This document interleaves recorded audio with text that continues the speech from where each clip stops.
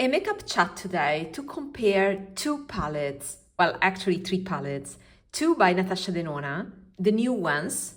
They are called Eye Sculpt Texture and Tone palettes.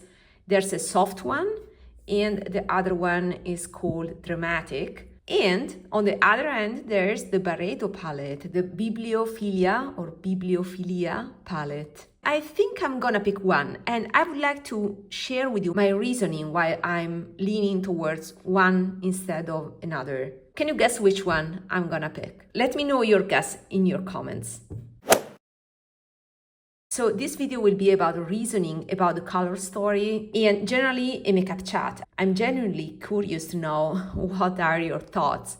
And I'm using the Glam Junkies website, and I will leave the link of Glam Junkies down below. Let's focus on the Natasha Denona first. For the first time, she has 18 shadows instead of 15. Her palettes in the past have been made of 15 eyeshadows. I believe you can mix and match with her other midi palettes, but 3 rows of 6 eyeshadows each, and is exactly the format we are used to with Byredo. There are 2 palettes in the Natasha Denona offering right now, and as I said, one is softer, is lighter, and the other one is darker, richer. She doesn't provide only mattes, so I would expect a matte palette organized in undertones. So each column has a different undertone. She has explained that on her Instagram videos. These are rosy undertones, then there's peachy undertones, yellow, cool, warm, and neutral. But she also mixed mattes and shimmers. So for example, for sure, for the cool column, the top eyeshadow is shimmery. For the neutral, for sure the top one, not sure about the middle one. It may be the middle one as well. So it's not a whole matte palette. When it comes to the Dramatic palette, then is better organized, is clearer to me, because is the middle row that is all shimmery, while the other rows are matte. Also, the Dramatic palette is organized with different undertones. What I think, let me know if you agree with this, is that this soft one looks like a basic contour palette that is meant for lighter skin tones. But although there's a variety of undertones, if we reflect, and I reflect from my point of view of a person with neutral cool undertone, there's no variety for me, because for the cool column I can only see one mid-tone matte, a little bit too dark for me. So I wish there was something here instead of this plain shimmery champagne. I wish there was a lighter version of the taupe, for example, in a matte formula.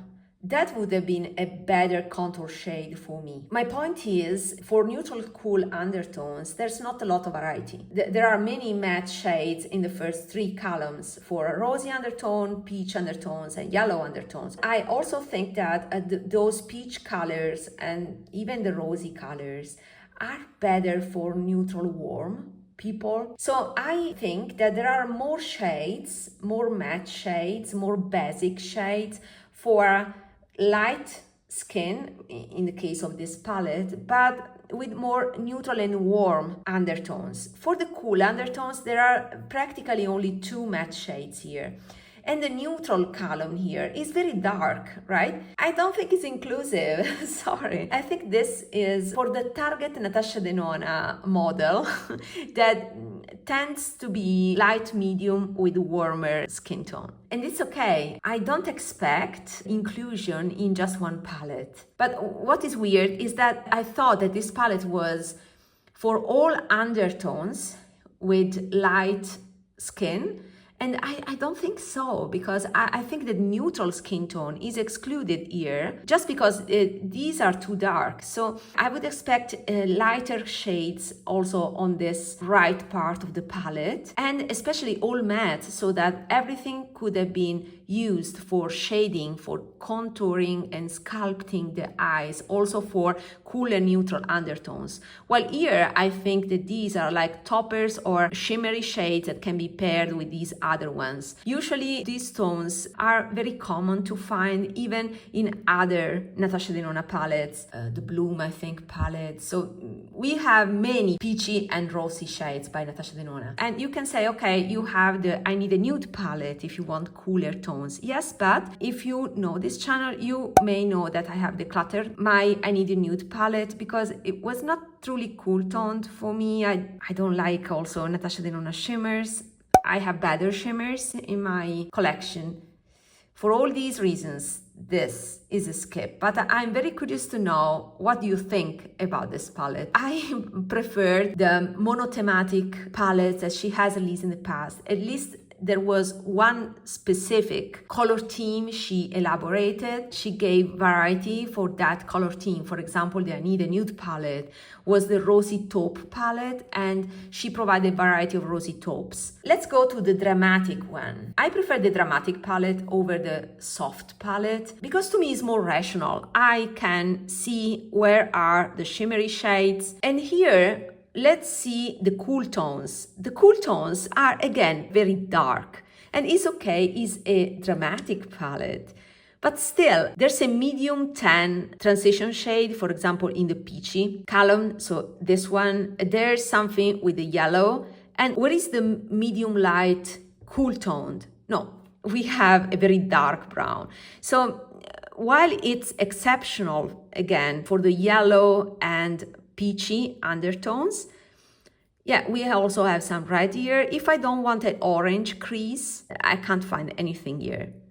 So again, I think that the neutral and the cool columns are the ones that are lacking versatility in this palette. But I like this because I see this as a rainbow brown palette. There's some blue, there's something greenish here, even though there are not greenish mattes. All the olive skin there, I think they're also excluded from here. It's always the same problem. The inclusion usually is on the intensity level and not on the undertone level. So this, I think, has a nice variety, but I still think that the cool and neutral column could have been tweaked better when it comes to the lighter shades that are perfect for the other undertones, but these ones are dark, and even the neutral one, I see some red. So yeah, I will wait for swatches, but this is definitely not my palette. It's too dark for my type of makeup, for the makeup that I usually do. I rarely wear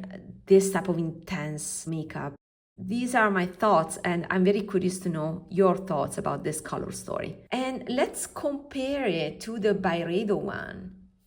So what do you think would be my choice? My choice is the Byredo. I think this would be the year where I will try the Byredo formula. I know the formula already because I tried last year. The Mineralscapes is still the best palette by Byredo in terms of novelty and variety of the shades. There are very rare colors there. I still prefer my Heart GELÉE. And that's why last year I decided to spend more buying Kiko singles. But at that time, I thought of the Byredo Mineralscapes like a variety of one and dones, while in this case, these are everyday shades. I get the drawbacks of this palette, for sure, the presence of this quad here, this one, that is very red. This part is very red. However, there are already videos about this. I've seen Lexi Young video, for example, and her swatches clearly show that if you forget about these ones, all the rest is quite neutral, and there are some rare shades. For example, this one, if you see the swatches from Lexi, you can see that this is a sepia. I like the sepia tones in this palette.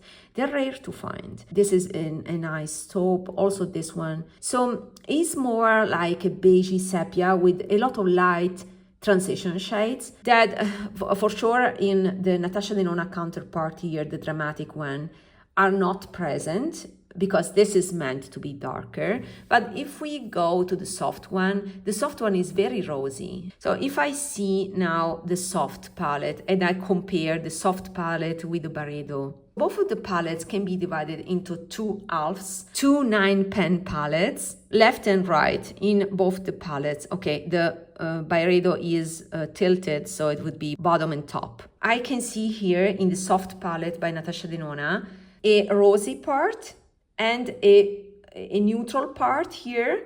However, the neutral part is very dark, you see. And if you see the bottom part here by the Byredo, is, how can I say, lighter counterpart of this one. So Byredo made the neutral 9-pen, that is here, lighter compared to what Natasha Denona did. So for my skin tone, that is fair light, is much better this 9-pen compared to this 9-pen by Natasha Denona. I think the appropriate comparison is this part by Byredo and this part by Natasha Denona when it comes to this Soft palette by Natasha Denona. And you can clearly see that this is much more usable for me. Also, the finish of Byredo varies a bit. They are more satin and some other shades are more glittery, but the satins can be even used as mattes. You can have an entire look of satins because they are not so shimmery so that you can't use them. There's still variety of finishes, no mattes here, but the satin are toned down so that they can be used almost as mattes. The Natasha Denona here has clear shimmers, for example, this one and this one. And this is also a light shade. So if you cover this is very dark, you see.